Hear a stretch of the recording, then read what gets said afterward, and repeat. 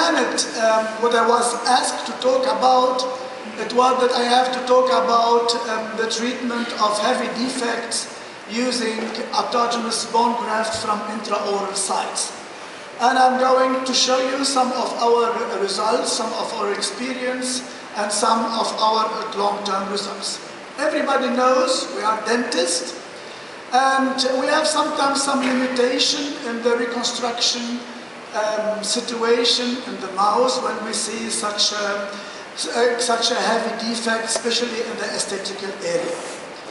The patient are expecting to have aesthetic, are expecting to rehab their function, but of course also the long-term stability. You know, we can see a lot of surgeries, we can see a lot of experience, we can see a lot of things, many things function in the mouth. But important is to see these things functioning after 10 years, after 15 years, after 20 years, that the aesthetic is still the same at the day as we finish the restorative procedure. And for this, we have to understand the biology. We have to understand how everything is functioning in the mouth. We have to understand the revascularization. And we are looking to make our treatment protocol reducing the risk for the patient. We have to understand that the patient is not a specialist. He is trusting us, and we have to tell him what is very appropriate to his situation. The time is not functioning. Okay. So that's why we have to look to a treatment concept with reducing the risk. And I'm not talking about risk of surgery, not only the risk of surgery, but the risk for the long-term stability. That's what the patient is asking for. Patients are not asking for a technique. Patients are asking for a result. And for this, every patient will accept a swelling for 1 week, for 10 days. We saw in the previous conference, sometimes some heavy surgery, but with excellent results. That's what the patients are asking for. You know, when I hear minimal invasive approach, there is something what you can do with minimal invasive approach. If it is possible, okay. But some cases you can't treat them with minimal invasive approach. You have to make heavy approach. And the patient will accept this. Think about when you are removing wisdom teeth, how many times you remove wisdom teeth? Sometimes for nothing. And the patient are accepting swelling for 1 week and ibuprofen. So that's why minimal invasive, if it's okay, if it's possible, okay, but many times to treat such cases is not possible. That's why, you see what we are doing, we have to pay attention a lot to the soft tissue.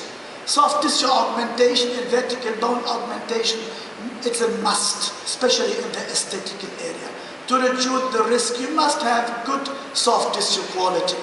And we are waiting 2 months to 3 months to make the hard tissue augmentation. Because we are using only autogenous bone, we don't need to wait longer than 3 months. And also the implant are going to be exposed after 3 months. And then temporization, restorative treatment, very important. The maintenance is also the word of the patient is very important. So if you are looking to such a defect, what you are going to reconstruct, and we have many options, of course. I don't say that only our option is the best now. You know, we have different opinion, different technique, and it's good so that we are not all with the same opinion. So, but you have to understand how the biology is going to function. So if you are going to make a choice what to put here, you have to understand that a very important thing is the revascularization of what we are going to do. And we have to see how we can activate the regeneration, and very important also the quality of the regeneration. What we are going to get at least, because what we are going to get must resist to the oral flora. Don't forget this. We are working in the mouth. We are not working like the orthopedic surgeon, where everything is closed and no contact to saliva and no contact to the bacteria. What we are doing have to resist. It needs a high vascularization to resist to the oral flora. So that's why we have to pay attention to the neighboring teeth. You see, a case like this is not difficult to regenerate. When the bone is present on the neighboring teeth, even if you have a defect, look here, augmentation with pure autogenous bone, 3 months later it looks like this. This is not difficult, this is standard. Because the neighboring teeth has beautiful bone, and from this bone we will have enough revascularization of our bone graft. So the quality of regeneration, you know, what is our goal? Our goal is to rehab what we lost. We lost autogenous bone, and we lost original bone, and this is what we lost. The harvest system, the osteocyte, the osteoblast. This is what we want to have in our augmentation, to be able to resist to the oral flora. That's why this is very important in our philosophy, that this bone, what we regenerate after 3 months, look how nice it is, the reddish color. The reddish colors mean it's well vascularized. This is our goal, so that this augmentation procedure is able to resist in the future and to stay stable for all over the years. Here an example. Look at case treated many years ago. You see here the atrophy. We make a vertical augmentation with our technique with the two thin bone blocks. We fill the gap with particulate bone. 3 months later it looks like this. We take the biopsy after 3 months and we see beautiful bone regeneration. You know, the darker color is the newly regenerated bone, the osteoid, and the clear color is the grafted bone. And you see mostly of the graft is already remodeled already after 3 months. We insert the two implants in the side, and we see the patient treated in the year 2000 with the several grafting of the maxilla. This is 2006, 2018, 18 years later. What you see here, absolutely stable situation. Of course, with the time we lost a little bit, 1.5 millimeters bone. This is what is physiological, but look here, these are the implants in the front tooth area, these are the natural teeth, 18 years later, absolutely stable. Quality of the soft tissue is very important.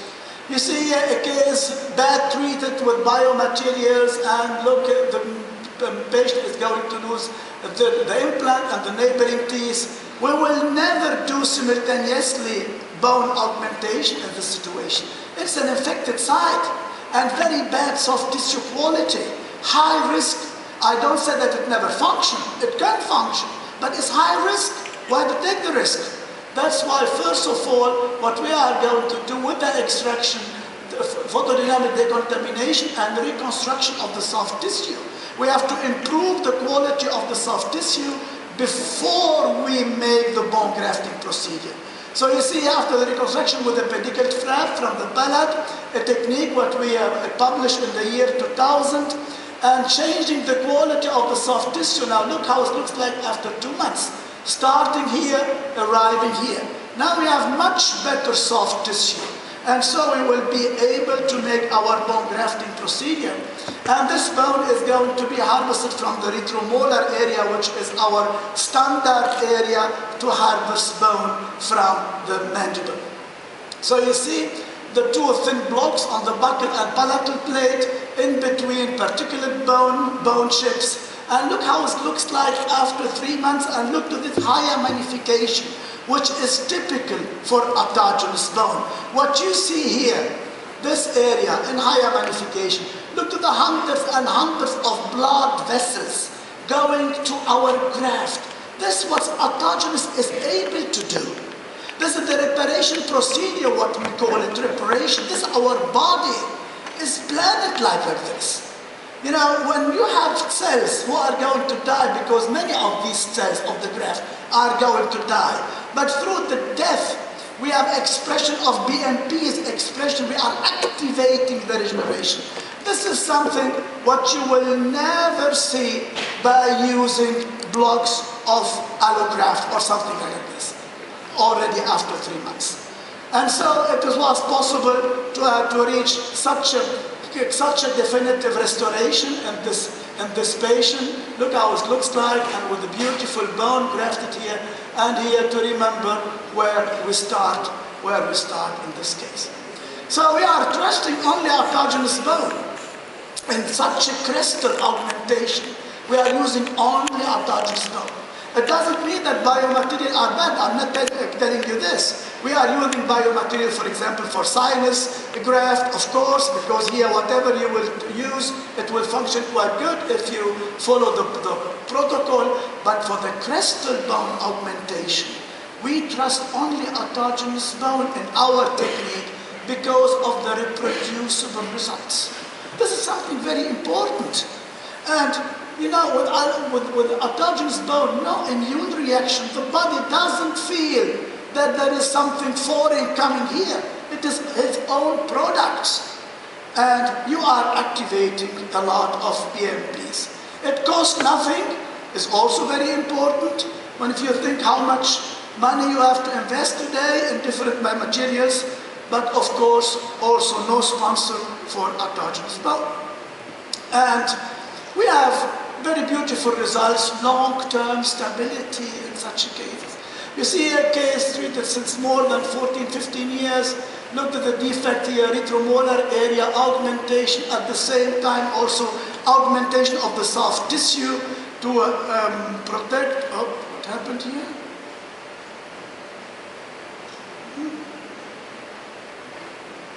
Oh, no, I'm sorry.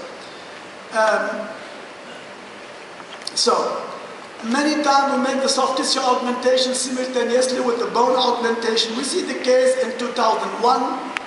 At the time, day one at the crown was placed, and you see it here 2017. 16 years later, it didn't move. Look to the volume. Look to the volume. Of course, we make soft tissue augmentation, you saw it. But no biomaterials, no membrane, nothing, only pure autogenous, and it is absolutely stable. Posterior mandible, which is very difficult for regeneration. This is case treated in 96, also with a heavy vertical defect. Grafted here with old implant placed after 4 months. This is 2010 to 96 it was treated, 2010, 2016, 20 years later, absolutely stable. These are the implants, these are the natural tooth. And we see another case treated in 92, a bicycle accident. We get the bone in combination with the harvesting, with the removal of wisdom tooth. It was a young student. Augment the bone, 3 months later, insert the implant. This is 2 years later. This is 7 years later. And this is 22 years later. It didn't move. The patient lost later the neighboring tooth here. And he received another implant. It was the other tooth, this one. But the first implant was this one, and look here how nice it looks like. It didn't move 22 years later after the treatment. So autogenous bone, why we trust it so much?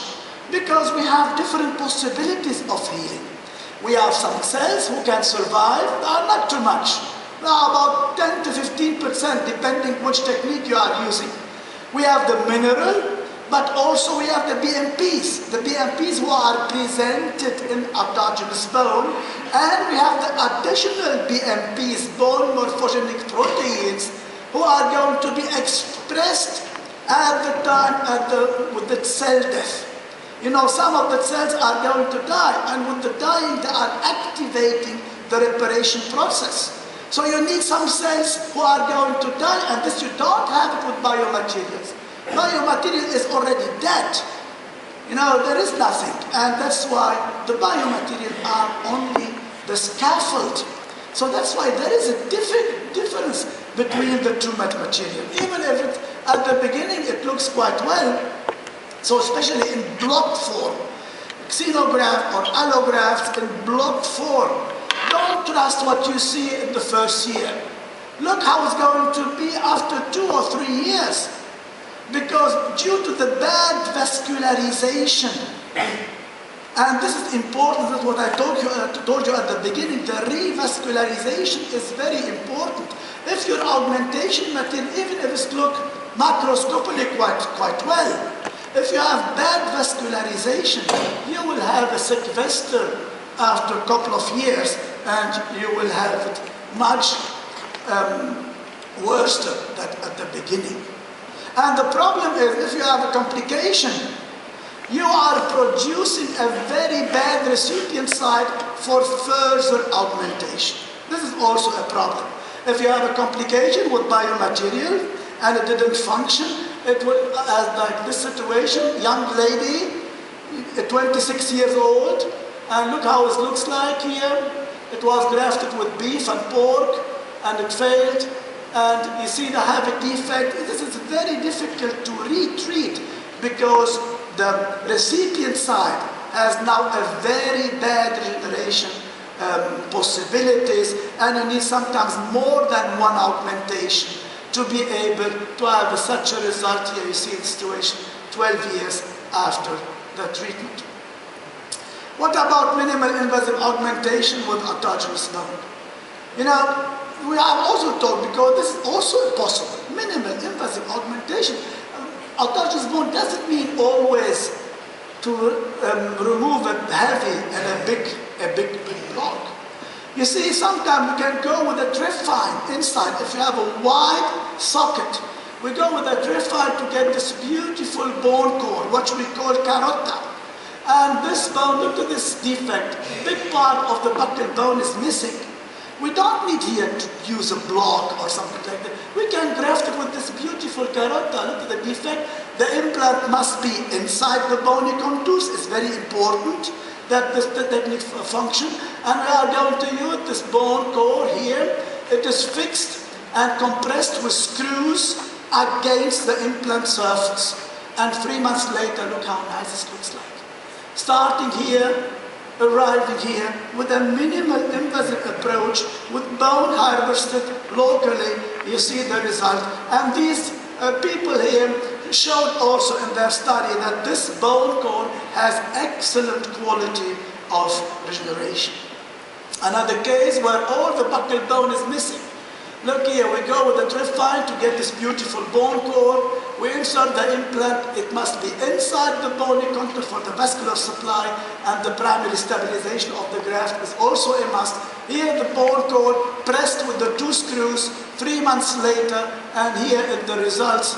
We published last year a prospective study about this easy technique. We can call it minimal invasive technique, and you can see it in the journal here of the quintessence that we had really excellent results. And you see on the conbean how this bone is stable in this case after 7 years. So we can do with this bone core many things. Also vertical augmentation, look here, from buccal and palatal reconstructed. 3 months later it looks like this, starting here, arriving here or here. And this is minimal invasive augmentation only after 3 months, only with this bone core. Okay, but what to do in these cases? If you have a case like this, you can't do any more minimal invasive approach. This here, you need a maximum invasive approach. We need blocks if you want to reconstruct such defects. And these blocks, you can harvest them from different possibilities, extraoral or intraoral. Of course, for us, for the dentist, it's much easier to get them from intraoral, but it depends of the volume, how much bone you are missing. Sometimes we have to go to extraoral sites if we are demanding a big volume of bone. Principally, bone from the hip is the best bone from the regeneration point of view. From the regeneration point of view, it's the best bone because we have a lot of cancerous bone. We are easy for revascularization, and we have a lot of BMPs inside and growth factors. So a case like this, we are treating it with a block from the hip, as you see it here. Look at the negative crest. That was treated in 95. The case was simultaneous implant placement. The situation 95 2012. Absolutely beautiful result, new mandible, and look how it looks like clinically. But if we take a biopsy from this bone, at the time when the implants are going to be loaded, we will find this quality of bone. A wide mark fibrosis, low mineralization. What does it mean? It means if we make a little bit more torque on these implants, we can remove the implants at the beginning. And that's why many implants placed in hip bone, they can lose their osseointegration during the early loading because of the quality of the bone. The bone implant contact is very low at the beginning. So this is one of the problems with this kind of bone. But sometimes we have to use it. This patient, for example, look, this patient, failure of augmentation. Look where the implant were placed in the palate. Several surgeries, many surgeries were done for this young guy, and you see, look where the position of the implant. First of all, we have to remove the implant to improve the quality of the soft tissue, as we talk about it, very bad soft tissue quality, scar tissue. Look here with the pedicled flap. And so it looks like 2 months after improvement of the soft tissue. Now we take a bone graft from the hip and 3D reconstruction, augmented here with lateral approach. 3 months later, look how nice the bone looks like. Then we are going to combine it with a vestibuloplasty, and at least you see what we were able to get in this young boy where we started. This is the final restoration, the beautiful bone here, stabilizing the implants. That was bone from the hip. Bone from the mandible is something what we can do it under local anesthesia in the office, and it could be very useful if you know how to harvest it to get a beautiful piece of bone. And the video is going to show you shortly here how we are dealing with our protocol to have this beautiful piece of bone from the mandible. For the external oblique line, what we are looking for is this, what you see very often on the X-ray. It's exposed under local anesthesia, and we are going with the micro-saw technique, which we are using now since more than 25 years, to harvest with a high security, beautiful bone blocks from this side. So we have a clear protocol with our instruments. With the micro-saw handpiece, we are doing the vertical incision. Of course, if the nerve is high, if you saw on the panoramic X-ray that the nerve is high, you have to make a conbine to know really the distance between the nerve canal and the buccal bone. If the nerve canal is deep, you don't need to make any conbine. So the volume depends how much bone you need. So in this case, we wanted to augment both maxilla, right and left, in the posterior area. And that's why here it was a beautiful block, what was planned to harvest. On the top of the crest, we are not doing any incision. We are doing only perforation. We are perforing the cortical bone at a distance of 3 millimeters from the outside bone. And with the micro-saw angle piece, we are going to connect the 2 vertical incisions in the apical region. So you see that the tissue protector is protecting the soft tissue from the disc, so you can push it very easy under the flap. So you see that the incision here are over crust, and then you are going only to connect. We are using a special incision, a thick chisel, like a splitting axe. And with the connection, we are producing tension. It takes 2 minutes, and the block is going to move. If you follow the protocol, you will see how easy it is to remove such a beautiful block from this side. So we are going to preserve this bone in blood and saline. See it here. During the preparation, then this block is going to be cut in 2 with the micro-saw, first with a small disc, then with a bigger disc. So this is going to happen slowly. Then we'll take a bigger disc because it was a wide block to get at least 2 blocks. And then we'll take a bone scraper to make this block more thinner and to win bone chips. And so we are preparing our graft. Look how much bone chips we received, we got from this, and that was what we did. In this case, we augment here, vertically, the posterior maxilla, and on the other side. So that is our protocol, and we published many years ago, I think 3 years ago, 4 years ago.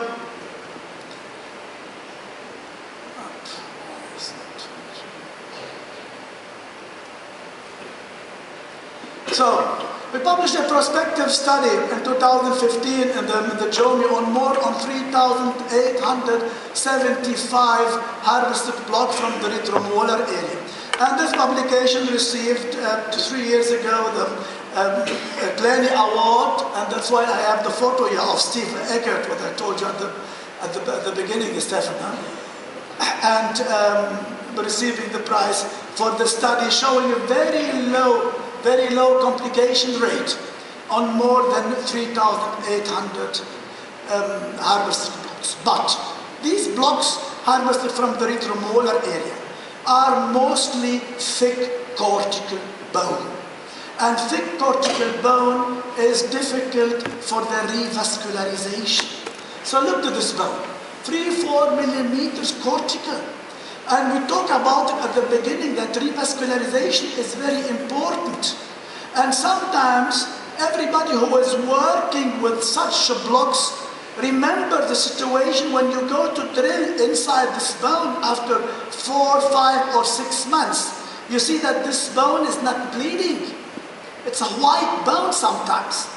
So, and look here at the situation of this bone after the grafting procedure. And this is 4 months later. You see the difference is white. And you go drill inside, it's not bleeding. It looks good integrated, but bad vascularization. And bad vascularization means the day where you are going to put the implant in this white bone and it's not bleeding and you take a biopsy, you will see that most of this bone is dead bone. And dead bone is not good for osseointegration because we are working in the mouth. And you see the situation here directly after inserting the implant, and 3 years later, this bone resorbed through the infection coming from the mouth. No resistance against the oral flora. So if we want to compare it with hip bone, you see hip bone had a high regeneration potential, low potential for osseointegration. Mandibular bone is totally the opposite. So we said that autogenous bone is our gold, yes. But here if you want to compare it with gold, this is gold 24 carats, this is gold 12 carats. And we want to reach gold 18 carats. So how it is possible to come to 18 carats? Some people thought, and many people are doing this, they are making perforation. And they think that perforation is helping to activate the revascularization and perforating the bone block here. But we have many studies showing that by using autogenous bone blocks, if you make perforation or not, no difference on the result. So if you make perforation or not, you will have the same result. So it is not hurting, you can do it, but don't expect too much. So that's why our concept was focusing on increasing the osteoconduction properties. Because this one we cannot influence it, and this one to add BMPs is not allowed in Europe because still have a lot of problems with BMPs. So how to improve osteoconduction properties? If you look at bone block, the bone block has a fixed volume. We take the bone and we crush it in small pieces, or we mill it, or we scrape it. We are increasing the surface. Through increasing the surface, we are increasing the possibility of building of osteoid. Because if you look at the microscope on every bone graft, autogenous bone graft, you will find on the surface this typical osteoid bone reaction. So to have more surface means automatically to have more bone regeneration. And so it was the solution. Increase the surface, you will increase the amount of bone regeneration. So it means we don't want to have a thick block difficult for revascularization. We take the block, we cut it